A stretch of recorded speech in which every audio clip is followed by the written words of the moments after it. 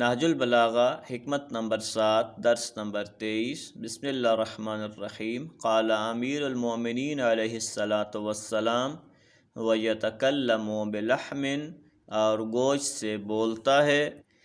اس فرمان کے شروع میں امام علیہ الصلاۃ والسلام فرماتے ہیں کہ اس انسان پر تعجب ہے کہ جو چربی سے دیکھتا ہے اور گوشت سے بولتا ہے۔ چربی آنکھ جس سے بنتی ہے، اور آنکھ در حقیقت ایک چربی کا چھوٹا سا ٹکڑا ہے، اور زبان جو کہ گوشت کا ایک لوتھڑا ہے کہ جس کے ذریعے سے انسان کلام کرتا ہے۔ چار حواس آنکھ، زبان، کان اور ناک، جن میں سے ہر ایک انتہائی اہم ہے اور اللہ کی حیرت انگیز مخلوق اور قدرت خدا کی نشانی ہے، ان چاروں کا ذکر اس فرمان میں کیا گیا ہے، اور ان میں سے ہر ایک مادی دنیا کی معلومات کا ذریعہ ہیں، اور انسان اس دنیا کی معلومات حاصل کرنے کے لیے ان حواس سے فائدہ اٹھاتا ہے۔ اللہ کی نعمتیں ہیں کہ جس کی قدردانی کی ضرورت ہے، اور اسی لیے قرآن مجید میں بھی اللہ تعالیٰ ارشاد فرما رہا ہے الم نجعل لہ عینین ولسانا وشفتین، کہ انسان ہے کہ جس کو دو آنکھیں اللہ نے عطا کی ہیں، اور زبان عطا کی ہے، اور ہونٹ عطا کیے ہیں۔ آنکھ بھی ذریعہ علم ہے، اور زبان اور ہونٹ دونوں بولنے کے لیے مددگار ہوتے ہیں۔ البتہ زبان اور ہونٹ کے علاوہ انسان کے گلے میں تالو، دانت اور خود گلا، یہ ساری چیزیں مددگار بنتی ہیں کہ جس کے ذریعے انسان اپنی معلومات دوسرے تک پہنچا سکتا ہے۔ یہ زبان، جس کو عربی میں لسان کہتے ہیں، دوسرے انسانوں کے ساتھ رابطے کا ایک ذریعہ ہے اور معلومات کے تبادلے کا ذریعہ ہے۔ انسان جب بولتا ہے تو یہ سارے اعضاء ایک دوسرے کی مدد کرتے ہیں، اور انسان اپنے ما فی الضمیر کو دوسرے انسانوں تک پہنچا لیتا ہے۔ اور جب انسان چاہتا ہے کہ وہ بولے اور اپنے افکار و خیالات اور تجربات کو دوسرے لوگوں تک منتقل کرے، تو اس وقت تک اس کے پاس پائی جانے والی معلومات فقط مفاہیم کی حد تک ہوتی ہیں، لیکن پھر وہ انسان جب ارادہ کرتا ہے تو اپنی زبان کو حکم دیتا ہے، اور پھر منہ کے اندر صوتی لہریں جنم لیتی ہیں، اور یہ صوتی لہریں آواز کی شکل میں ڈھلتی ہیں اور اعضائے صوت سے ٹکراتی ہیں۔ اعضائے صوت سے ٹکرانے کے بعد یہ صوتی لہریں اور یہ آواز حروف کی شکل میں آتی ہیں، اور حروف کی شکل میں آنے کے بعد پھر انسان جس بات کو دوسرے تک پہنچانا چاہ رہا ہوتا ہے، یہ حروف ترتیب وار آپس میں جڑتے اور منظم ہوتے چلے جاتے ہیں، اور یہ سارے کا سارا کام انتہائی برق رفتاری کے ساتھ ہوتا ہے، اور پھر یہ حروف آپس میں ملتے ہیں، منظم ہوتے ہیں، جڑتے ہیں تو الفاظ بننا شروع ہوتے ہیں، اور پھر یہی الفاظ آہستہ آہستہ مل کر جملے اور فقرے بناتے ہیں، اور یہی فقرے اور یہی جملے پھر عبارتوں میں ڈھلتے چلے جاتے ہیں، اور انسان اپنی بات کو اور اپنے افکار کو اور اپنے خیالات و نظریات کو دوسرے انسانوں تک پہنچا لیتا ہے، یہاں تک کہ جس چیز کی بھی انسان کو زندگی میں ضرورت ہوتی ہے اور دوسرے سے لینا چاہتا ہے، اس کے نام کو بیان کر لیتا ہے اور اس بات کا ذکر کر کے دوسرے سے اپنی ضرورت کی چیز بھی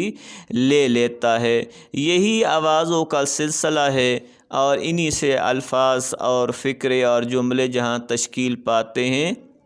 اور پھر اگلے انسان تک مفاہیم کی شکل ہی میں پہنچتے ہیں، یعنی اس کا ذہن مفاہیم کی شکل میں ہی قبول کرتا ہے۔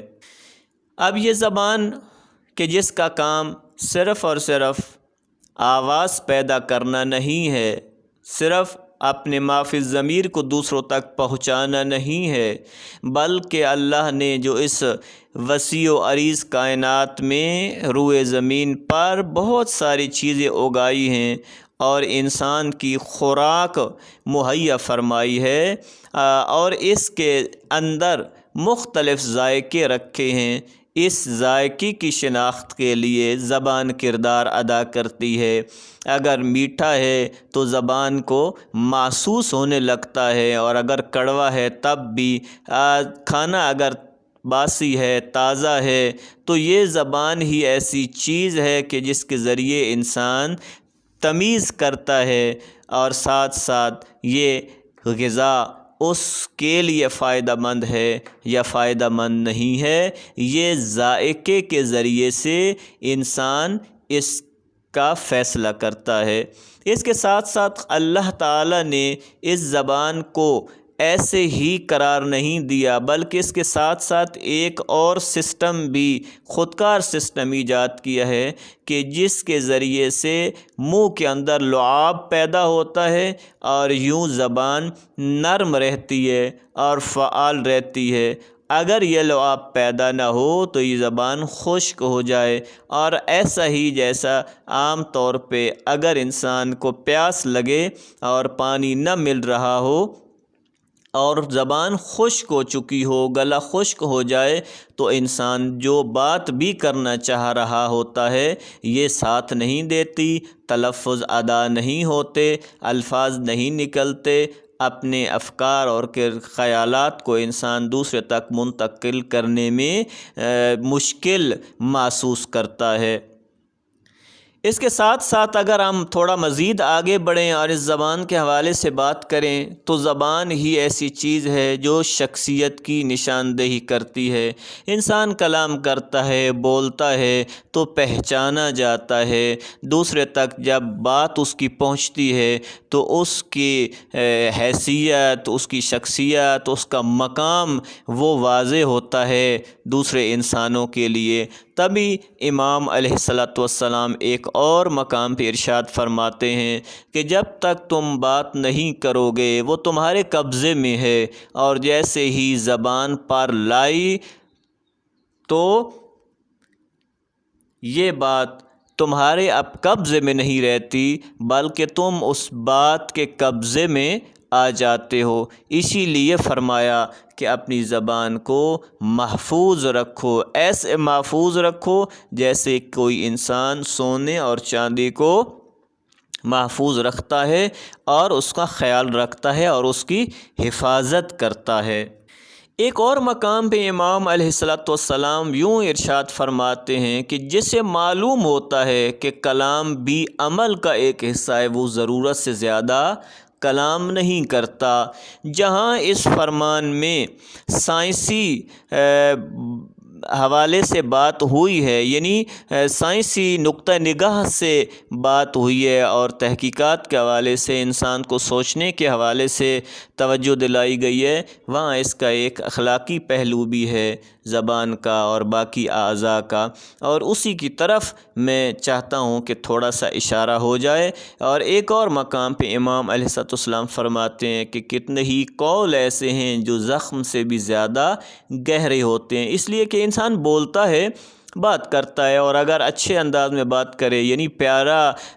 انداز اپنائے اور الفاظ کا چناؤ اچھا کرے اور اس زبان کے ذریعے سے اچھی بات کہے تو معاشرے میں محبت بڑھتی ہے اور آپس میں جو نفرتیں وہ ختم ہوتی ہیں، قربتیں بڑھ جاتی ہیں۔ لیکن اگر انسان اس کو کھلا چھوڑ دے اور اس کی اتنی آفات زیادہ ہیں کہ پھر یہ انسان کو کھا جاتی ہے، جیسا فرمان میں ہے کہ زبان ایک درندہ ہے کہ اگر اس کو آزاد چھوڑ دیا جائے تو یہ کاٹ کھائے گا۔ پروردگار سے دعا ہے کہ ہم اس زبان کی حفاظت کریں، اس کو کنٹرول کرنے کی کوشش کریں، اور اس ضمن میں واقعاً بھرپور جدوجہد کرنے کی ضرورت ہے۔ خدا انشاءاللہ ہمیں اس کی حفاظت کی توفیق عنایت فرمائے۔ والسلام علیکم ورحمۃ اللہ وبرکاتہ۔